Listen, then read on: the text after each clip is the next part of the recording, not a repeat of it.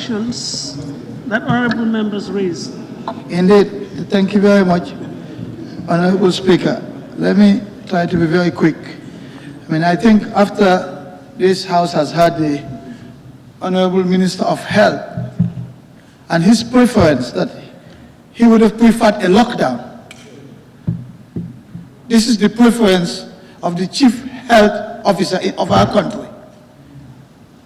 And so what we are proposing is not a lockdown, because we do understand the competing interests between the need to prevent this pandemic from taking root in this country and allowing the people of this country to live with minimal disruptions to their lives. And that is why we're calling for this state of emergency to be extended so that the government can put in place these restrictions in the form of regulations. Restrictions that, in our view, are the barest minimum that the government can provide to protect the people of this country from getting the pandemic. It's the minimum. But we have also got safeguards. 3 of the 4 regulations that we presented to you for affirmation are to restrict movement to prevent infection. The one other regulation, that is the one on essential commodities, is to protect the people of this country from opportunists who would hike the prices of basic commodities that we will all need to survive at the minimum. If you look at the list of basic commodities or essential commodities, they are 99.9% food stuff. And the reason is because we want to protect that food.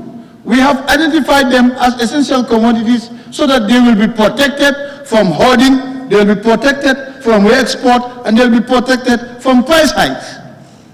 And all of that is for the benefit of the people of this country. On restrictions on public transport, yes, we do understand the challenges. It's not going to be easy for all of us. It's going to hit all of us hard. Every sector, it will come in phases. Perhaps this is the phase for the commercial drivers. Perhaps this is the phase for those who sell non-food outlets in markets. But it's on the way and it's going to affect each and every one of us in this economy. But at least we try to mitigate the situation for the ordinary people by putting a cap on the fares. And the idea, the objective, as the Honorable Member for Banjul North said, is to restrict movement. Let people move for the most essential services.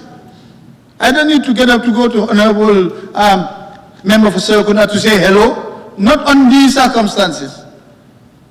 Let us factor these in. Now, these regulations are the first of many that are going to come your way.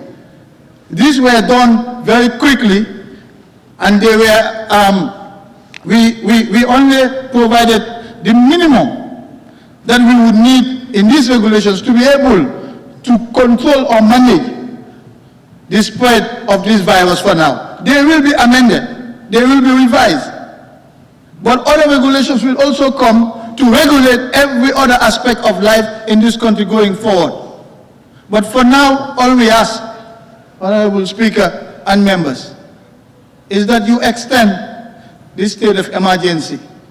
We have heard you, we have heard from the Standing Committee on Human Rights and Constitutional Matters, and they are proposing 45 days. We will live with that, because what we want is to buy time to be able to stop this spread. If 45 days is going to do it for us, we will take it. If it doesn't, when we get there, we will cross the bridge. But the idea about conditioning the extension of this period of emergency to the assistance that the government will provide to the most vulnerable is really unfortunate. Because what happens if the government cannot afford that? Are we going to get rid of the restrictions and risk spreading the virus in our communities? We all have kids. We all have the aged in our homes. This is what I want you to reflect upon. With that, Honorable Speaker and members, I beg to move that this House extend by 45 days, if that is what you're going to give us, the state of emergency declared by His Excellency on 26 March, or issued by His Excellency on 26 March, and to affirm the regulations that were made pursuant to the proclamation. Thank you.